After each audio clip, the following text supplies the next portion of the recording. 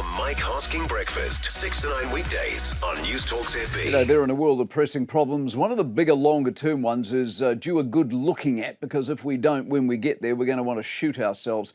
IRD have been looking at the cost of stuff and where that money comes from. Now, the trouble, and this is not new, is we have more older people needing more money and fewer younger people to work to raise that money to pay those bills. Now, this is more than super. We're talking about health. It's pretty much everything, actually. Currently, 16% of the population is over 65. By 2060, that number will have gone from 16% to 25%. In other words, a quarter. The IRD conclusion: people will likely have to pay more tax.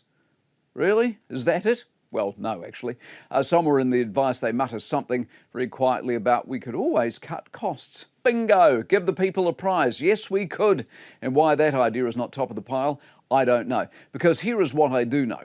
Most of the money to pay for all of this comes from you and me. Personal tax is over 50% of the government's income. In fact, it's 52%. Companies pay just 17%. GST is 25%. A lot of GST comes from you and me as well.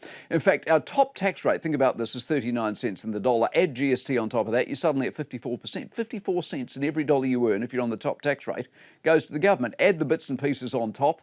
The ACC, the road user charges, top income earners will be parting with something like 57% of everything they earn. And the IRD advice is, oh, we'll need a bit more of that, please. How much more? And at what point does it become ruinous? At what point do the young, bright things move offshore? The ones, of course, that haven't already gone.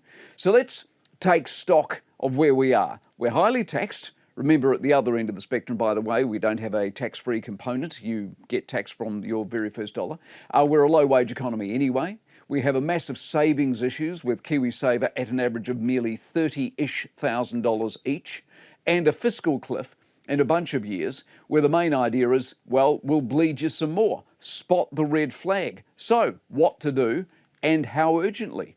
Ideas, please. The Mike Hosking Breakfast, 6 to 9 weekdays on Newstalk ZB.